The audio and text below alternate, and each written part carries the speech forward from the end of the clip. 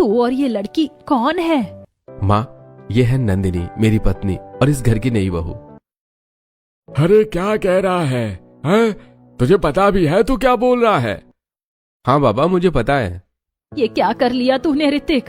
अभी तो घर में तेरी 2 कुंवारी बहनें हैं, अपनी 2 बेटियों को तो हमने जैसे तैसे विदा किया। हमें तुझसे कितनी उम्मीदें थी कि तू हमारे हालात बदलेगा।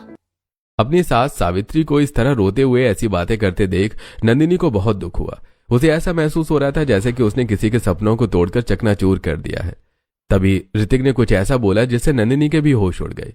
अरे माँ, रो क्यों रही हो? तुम्हारे हर सपने को पूरा करने का इंतजाम कर लिया है मैंने। नंदिनी के पापा बहुत अमीर हैं और अब नंदिनी हमारे घर की इस गरीबी को दूर करेगी। ऋतिक की इस बात को सुनकर सभी दंग रह गए और किसी के मुंह से एक शब्द नहीं निकला। वहीं नंदिनी को भी अपनी गलती साफ नजर आ रही थी। सावित्री ने नम आंखों से ही नई बहू का गृह प्रवेश किया। चाहे जैसे भी हो और जो भी हो, अब तू इस घर की बहू है और हम तुझे तेरा अधिकार और सम्मान जरूर देंगे। ये मेरे साथ क्या हो रहा है? ये मैंने क्या कर दिया है? हे भगवान, मुझे कुछ समझ नहीं आ रहा। मुझे रास्ता दिखाओ भगवान जी, मैं कहाँ आ गई हूँ? गृह प्रवेश करने की बात सावित्री नंदिनी को घर में लेकर आई, लेकिन नंदिनी अभी भी सदमे में थी। उसे इस बात पर यकीन नहीं आ रहा था कि ऋतिक की नजर सिर्फ उसके पैसे पर थी, जो कि अब उससे भी मीलों दूर था। नंदिनी को सोचते सोचते रात हो गई। उसने कुछ खाया पिया भी नहीं और पूरा दिन रोते हुए काट दिया। सोनल, नीलम, आज तुम दोनों एक गद्दे पर सो जाओ। अब घर में एक और सदस्य है, हमें उसके लिए भी इंतजाम करना होगा। ठीक है माँ, हम भाभी को अपना बिस्तर दे देंगे, आप फिक्र मत कीजिए। अरे ये लोग तो सच में काफी गरीब हैं। इनके पास तो किसी एक एक्स्ट्रा इंसान के लिए बिस्तर तक नहीं है। मुझे अब इनके लिए बहुत बुरा लग रहा है। भाभी, आप इस गद्दे पर सो जाइएगा। अगर किसी और चीज की जरूरत पड़े तो मुझे बताइएगा। शुक्रिया नीलम, मेरा ख्याल रखने के लिए। इस पर नीलम सिर्फ मुस्कुराई। उसके बाद सभी बिस्तर लगाकर लेट गए। वहीं कुछ न खाने की वजह से नंदिनी को नींद नहीं आ रही थी और इसी तरह लेटे लेटे उसे अपने घर का ख्याल आने लगा। हाजी देखिए, आपकी राजकुमारी आज सो नहीं रही है। जरा उससे पूछ लीजिए उसे क्या चाहिए। अरे क्या चाहिए मेरी बेटी को? ऐसी कौन सी चीज है जो मेरी बेटी को सोने भी नहीं दे रही? विनोद ने नंदिनी के कमरे में जाकर पूछा, जहां वो बेड पर मुंह फुलाए बैठी थी। अरे नंदू, मेरी राजकुमारी, क्या हुआ? नींद क्यों नहीं आ रही है? इस पर नंदिनी सिर्फ मुंह फुलाए ही बैठी रही।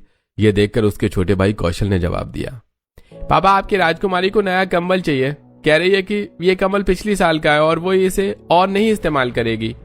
अरे बस इतनी सी बात।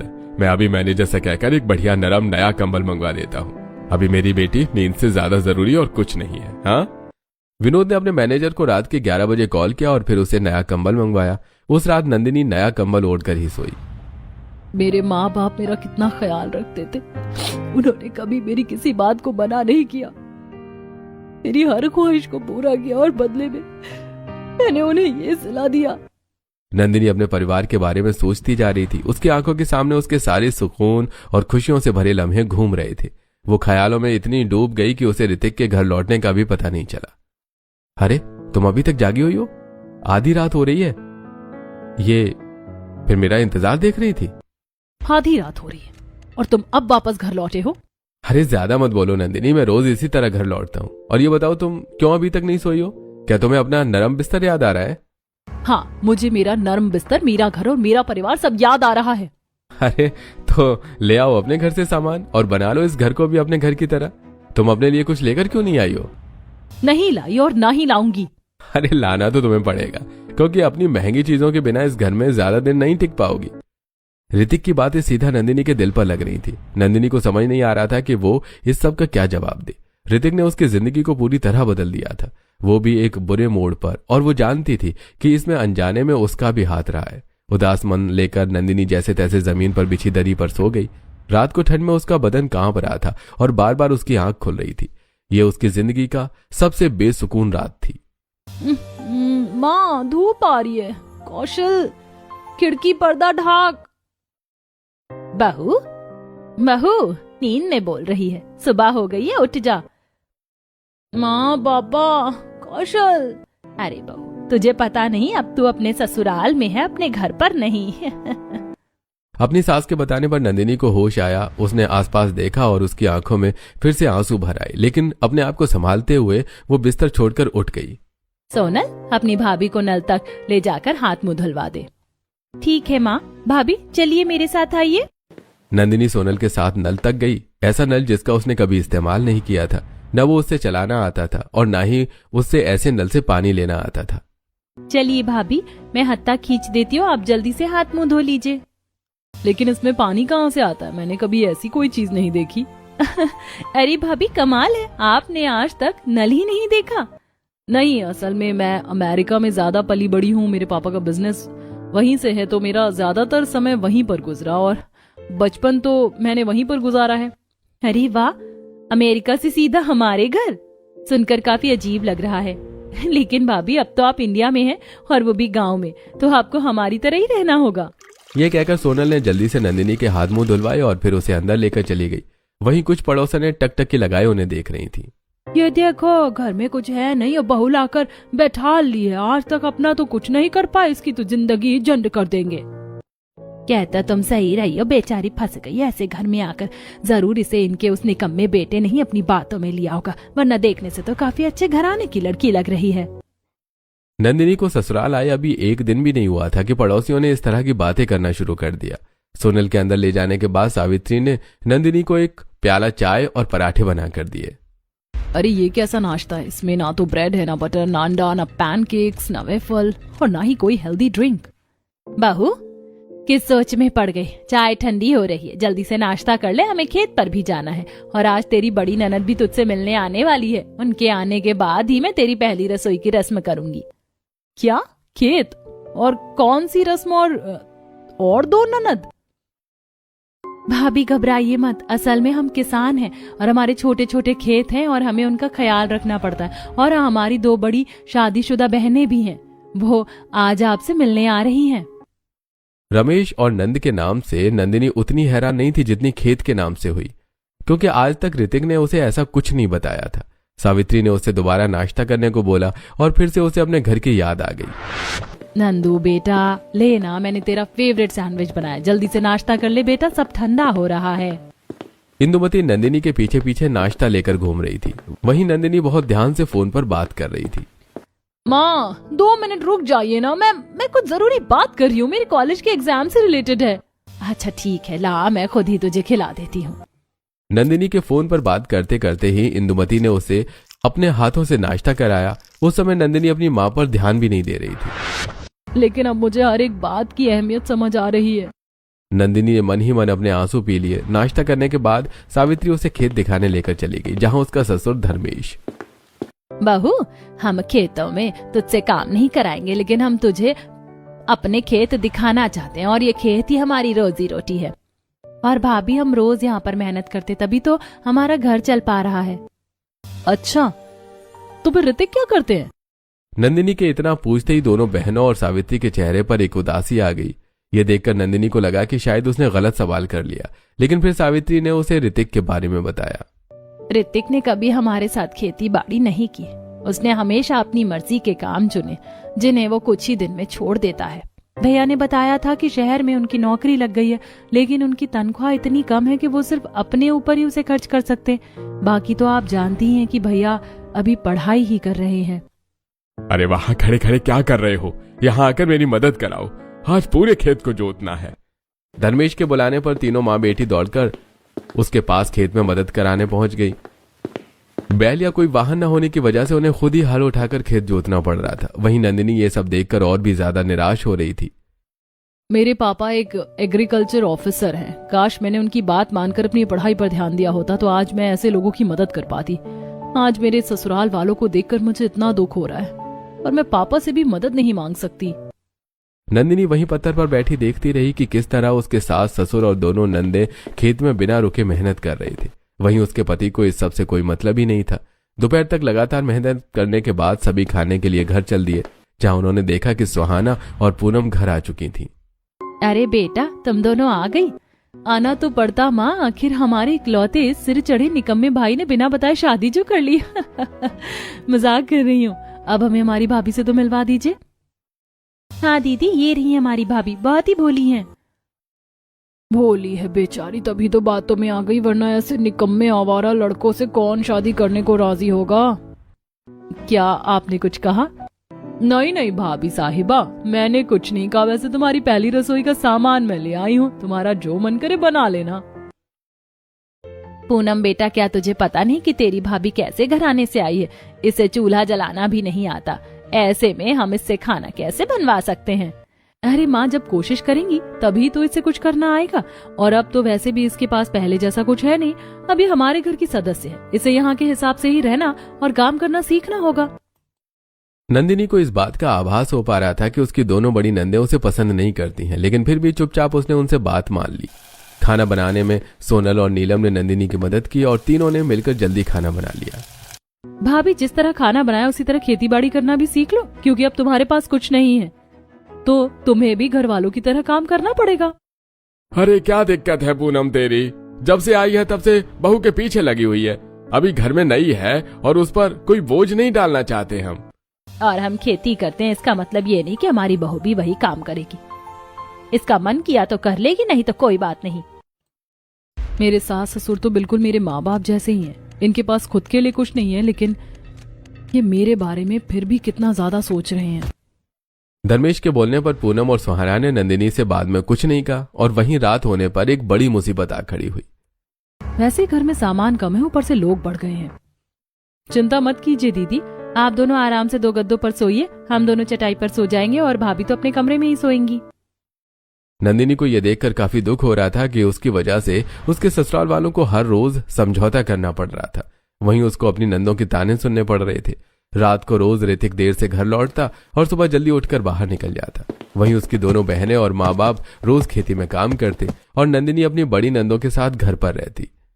ये लोग कितने मेहनती हैं। ऐसे ही मेहनती लोगों के पास काम करने की सुविधाएं होनी चाहिए। मेरे पापा ऐसे लोगों की मदद करते हैं एक बेहतर फसल उगाने में, लेकिन आज मैं उनसे इतनी दूर हूँ कि मैं उनसे मदद भी नहीं मांग सकती। अब मैं क्या करूँ?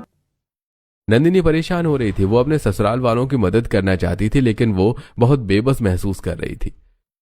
माँ पापा, प्लीज मेरी मदद कीजिए, मुझे आपकी बहुत जरूरत है। नंदिनी ने इतना सोचा ही था कि तभी उसके फोन पर एक मैसेज आया। उसने बेध्यानी में फोन को उठाकर देखा तो उस पर उसके बैंक बैलेंस की अपडेट का मैसेज आया हुआ था। इसका मतलब पापा ने मेरे बैंक में पैसे ट्रांसफर किए। पापा, मैं आपसे मिलने आऊंगी और आपके कदमों में गिरकर माफी मांगूंगी। मेरे इतना गलत करने पर भी आपको मेरी चिंता हो रही है। अपने पापा का प्यार देखकर नंदिनी की आंखों से आंसू नहीं रुक रहे थे। उसे पता था कि उन पैसों का क्या करना है। शाम को जब उसके ससुराल वाले थके हारे घर लौटे तो उसने उन्हें एक बात बताई। माँ, पापा जी, सोनल और नीलम, मुझे आप सबको खेत में इतनी मेहनत करते हुए देखकर बहुत दुख होता है, इसीलिए मैं आपकी छोटी सी मदद करना चाहती हूँ। अरे बहू, एक जमाना हो गया मैं खेती बाड़ी करते करते, तो हमारी चिंता मत कर, हम ठीक हैं। माँ जी, अब आपकी उम्र नहीं है ये सब करने की, और नीलम और सोनल की तो पढ़ाई करने की उम्र है, और ऐसे में उन्हें खेत में काम करना पड़ रहा है। इसीलिए मैं आपका थोड़ा सा सहारा बनना चाहती हूँ। बहू तो किस तरह सहारा बनेगी? हम तो से खेती तो बिल्कुल नहीं कराने वाले। फिक्र मत कीजिए पिताजी, अब मैं या आप में से कोई खेती नहीं करेगा। अब सिर्फ उंगलियां चलाने तक की मेहनत होगी।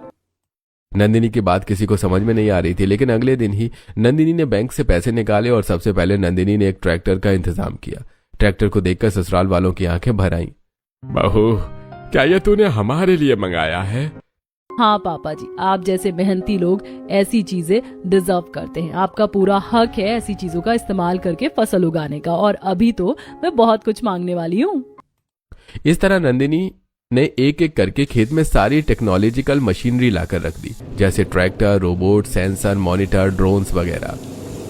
अरे ये तो खुद ही फसल को पानी दे रहे हैं, और ये देखो ये रोबोट खुद ही बीज बो रहा है। मुझे तो अपनी आंखों पर विश्वास ही नहीं हो रहा। ये किस तरह खेत का ख्याल रखेंगे? क्या ये रोज इसी तरह काम करेंगे? हाँ माँ जी, ये रोज इसी तरह खेत का ख्याल रखेंगे, वो भी बिना किसी शिकायत के। ऐसा लग रहा है जैसे मैं कोई सपना देख रही हूँ। हम यहाँ खड़े हैं और ये सारी मशीनें खुद ही काम कर रही हैं। कमाल ही है। इन मशीनों के नाम क्या है और ये क्या क्या काम करती हैं भाभी? सोनल, ये है जीपीएस और सेंसर्स। ये आपको बताएंगे कि आपकी खेती को कब और कहाँ खाद और पानी की जरूरत है। जैसे कि सेंसर से आपको खेती का तापमान और नमी पता चलेगी, साथ ही जीपीएस आपको बताएगा कि फसल अच्छी चल रही है या नहीं। बहुत सच कहूँ, ये आधुनिक चीजें तो कुछ ऐसी है जिन पर चाहते हुए भी विश्वास करना मुश्किल हो रहा है।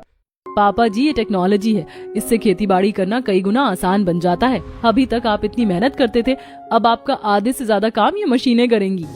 नंदिनी ने ड्रोन्स, ट्रैक्टर्स और सॉइल मैनेजर वीआरटी की तरफ इशारा किया, जो बिना किसी रुकावट के अपना काम कर रहे थे, और सालों की मेहनत के बाद कुछ ऐसा पाकर उसके ससुराल वाले बहुत खुश थे। बहू, ये क्या चीज है ये जो हवा में उड़ रही है? माँ जी, ये है ड्रोन्स। इनसे आप पूरी खेती को इस स्क्रीन पर देख सकते हैं। साथ ही ये खेती में ऊपर से फव्वारे की तरफ पानी देने का काम करेंगे। सच में? पानी से लेकर खाद देने का काम ये मशीनें कर रही हैं। अब तो ऐसा लग रहा है कि हमें कुछ करने की जरूरत ही नहीं। बिल्कुल माँ जी, अब आपकी उम्र नहीं है, आपको इतनी मेहनत करना शोभा नहीं देता। अब ये सारा काम करेंगे और हम सिर्फ इनसे काम करवाएंगे। भाभी, हम आपके हमेशा आभारी रहेंगे। आपकी वजह से हमें अब रात दिन मेहनत नहीं करनी पड़ेगी। हाँ बहू, तूने बिना मांगे हमें वो सब दिया जिसकी हमें जरूरत थी, जिसकी हमने अपने बेटे से आस लगाई तो हमारे घर में देवी बनकर आई है। ऐसा नहीं है, आप मेरा परिवार हो और आपका हर जगह और हर काम में साथ देना मेरा कर्तव्य है।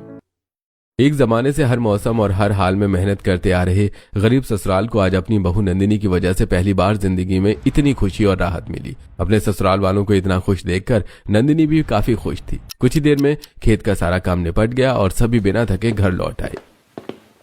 आज तो हमने खेत को हाथ भी नहीं लगा और सारा काम खुद से हो गया। मैं बहुत खुश हूँ। हाँ नीलम, और तुमने देखा, हमें सब कुछ उस मॉनिटर पर पता चल रहा है। सच में उंगलियां हिलाने के सिवाय हमें जरा सा हिलने डुलने की भी जरूरत नहीं पड़ी। अरे अब चुप होकर खाना भी खा लो, तुम तो बस खेत की ही बातें किए जा रही हो। पूरे परिवार में आज एक अलग ही खुशी का माहौल फैला हुआ था, वो भी सिर्फ नंदिनी की वजह से। और नंदिनी को भी आज बहुत खुशी हो रही थी। अरे अब जब खेत का सारा काम नीलम और सोनल संभाल लेते हैं तो हम क्या करें? कुछ नहीं पापा जी, आपने पूरी उम्र खेती बाड़ी करते करते ही बिता दी। अब आप आराम कीजिए। सही मायने में तो ऋतिक को ये काम करना चाहिए, लेकिन वो तो शहर से वापस लौटने का नाम ही नहीं ले रहे।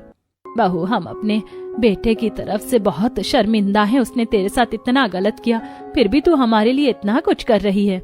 नहीं माँ जी, ऐसा नहीं है। मैं उनसे तो नाराज हूँ, लेकिन वो नाराजगी मैं आपको नहीं दिखा सकती, क्योंकि आपकी तो इसमें कोई गलती नहीं है। और रही बात मदद करने की, तो मैं आपको बता दूं कि मेरे पापा यही काम करते हैं, और ये सारी मशीन भी मैंने अपने ही एक शोरूम से ऑर्डर करके मंगवाई है। क्या सच में? तेरे पिताजी ये मशीन बेचते हैं? सिर्फ बेचते नहीं बल्कि बांटते भी हैं। वो आप जैसे लोगों का बहुत सम्मान करते हैं और उन्हीं के लिए मैंने ये सब किया है। बहू तो बिल्कुल अपने पापा जैसी ही है, तुझमें उन्हीं के गुण आए हैं।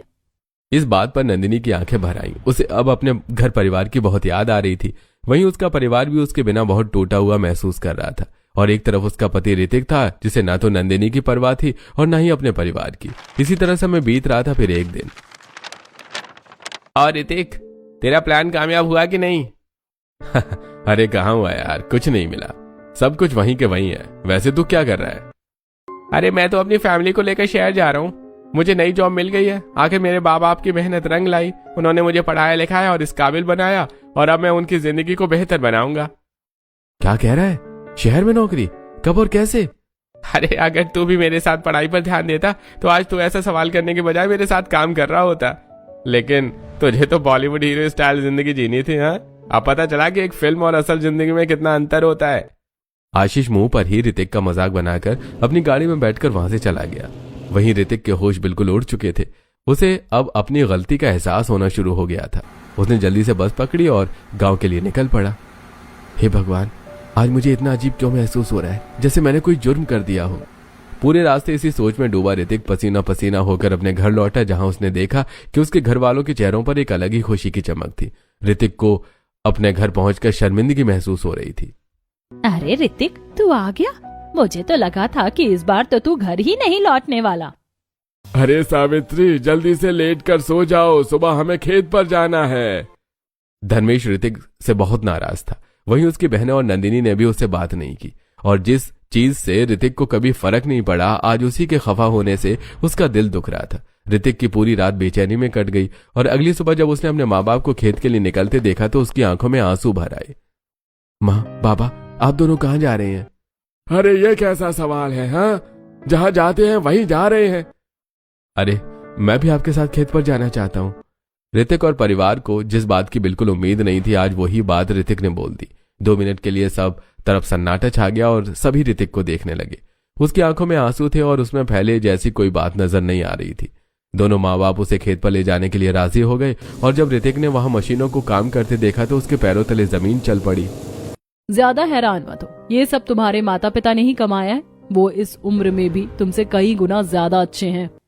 तुम सही कह रही हो नंदिनी, मुझे हर लड़का अच्छा है, कोई मेरे जैसा नहीं है। मेरे अंदर बहुत बुराइयां हैं और मुझे समझ में नहीं आ रहा कि मैं उन्हें कैसे मिटाऊं। मैं अपने किए पर बहुत शर्मिंदा हूं। जो आज तक तुम्हें सब देते आए हैं, अब तुम उन्हें कुछ दो, तुम्हारा ये पछतावा खुद ही दूर हो जाएगा। ऋतिक को समझ आ गया था कि नंदिनी का क्या मतलब है और वो ये भी जानता था और अब वो भी मेहनत करने के लिए तैयार हो गया था। मुझे खुशी है नंदिनी कि तुमने सिर्फ जरूरतमंदों की ही मदद की। अब मुझे जिसने जो दिया है मैं उस हर इंसान का बदला चुकाऊंगा और तुम्हें भी तुम्हारे परिवार से मिलाऊंगा। अब ऋतिक ने खेत की जिम्मेदारी अपने ऊपर ली और अपने खेतों और मेहनत करके अपने खेतों को 2 गुना बड़ा बना लिया। ऋतिक ने अब कई तरह की खेती करना शुरू कर दिया था और उसकी सब्जी, अनाज, फल दूर दूर तक बिकने जाया करते। धीरे धीरे इसी चीज ने उनके हालात बदल दिए, जिस वजह से नंदिनी भी अपने परिवार से मिल पाई।